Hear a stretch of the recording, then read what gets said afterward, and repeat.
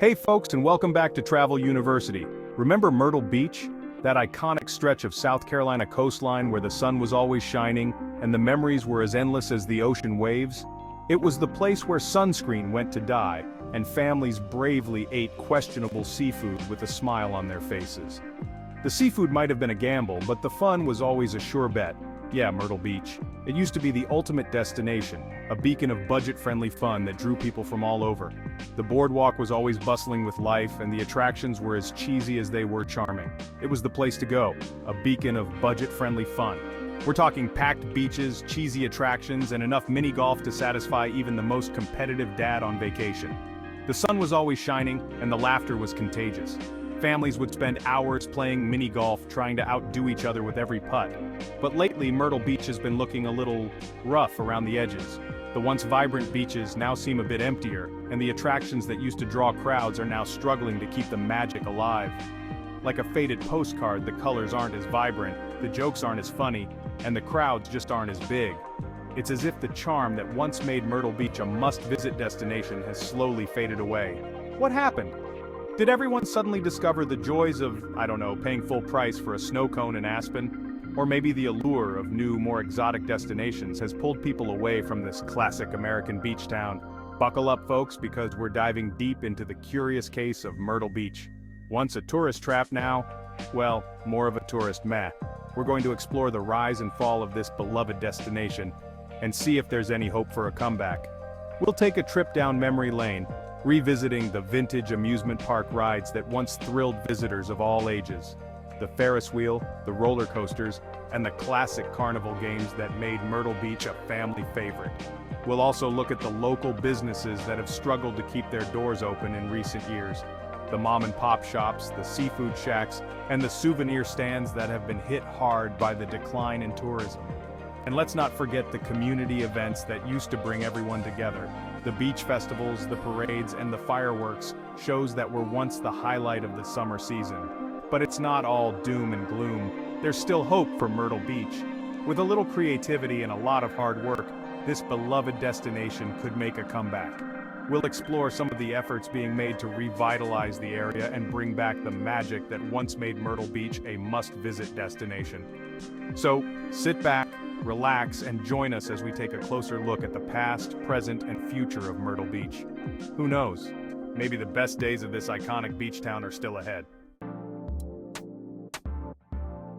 Back in the day, Myrtle Beach was the king of the affordable getaway.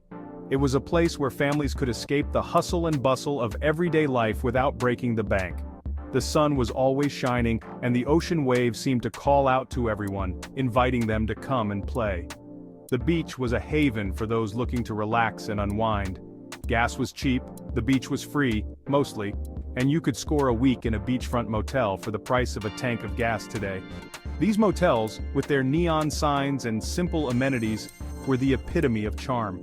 Families would spend their days soaking up the sun, and their nights listening to the soothing sounds of the ocean waves crashing against the shore. It was a simpler time where the biggest worry was whether you had enough sunscreen. Families piled into station wagons, kids counted down the miles, and nobody cared that the air conditioning smelled vaguely of wet dog.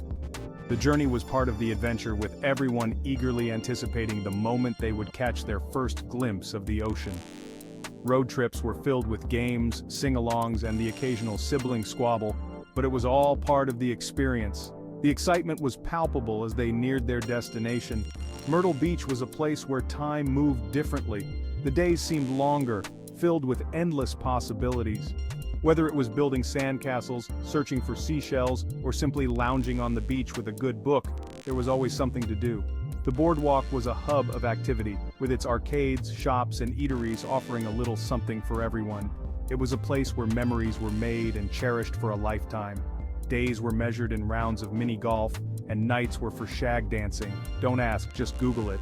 Mini-golf courses dotted the landscape, each one offering a unique and challenging experience. As the sun set, the sound of music filled the air, and people of all ages took to the dance floors to show off their best moves.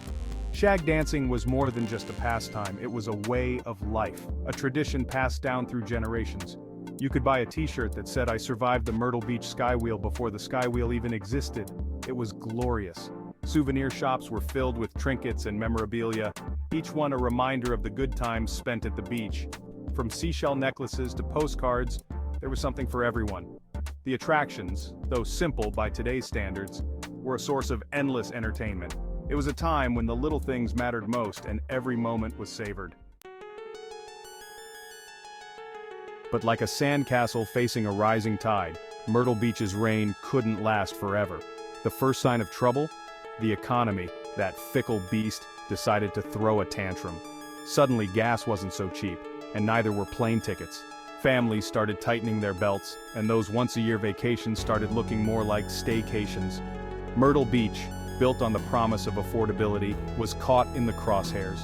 It's hard to be the king of cheap thrills when everyone's feeling the pinch. Shiny new distractions, Orlando, you're very sneaky. You've always had a knack for drawing people in with your glitz and glamour. As if economic woes weren't enough, Myrtle Beach faced a new enemy competition. The once bustling beach town found itself in a battle it never anticipated.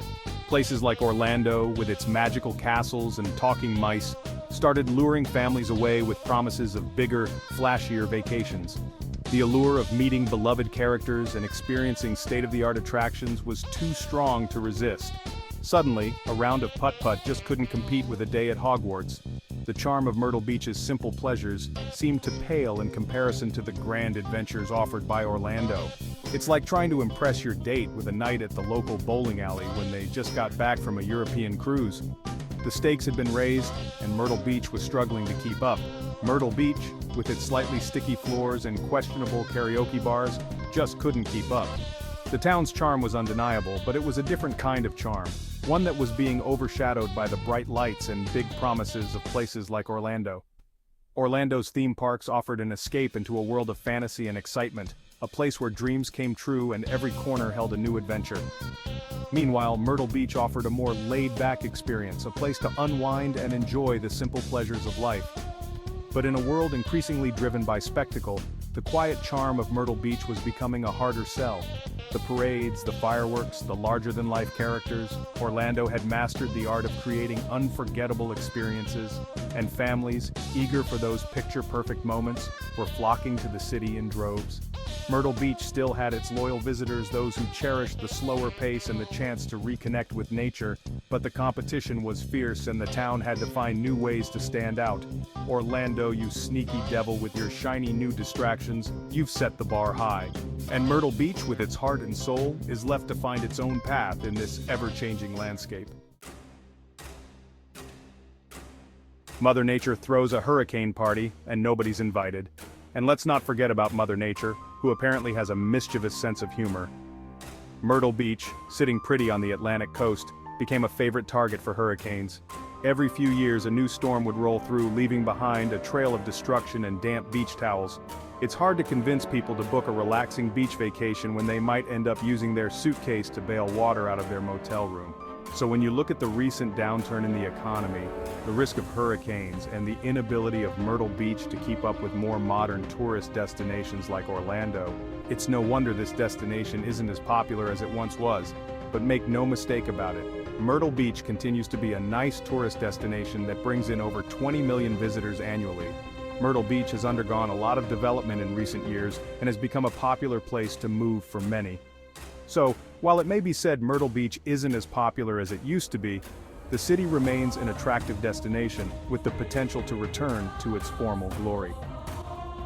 That's the video for today. If you enjoyed it, please like the video and subscribe to the channel for more great content. Until next time, safe travels.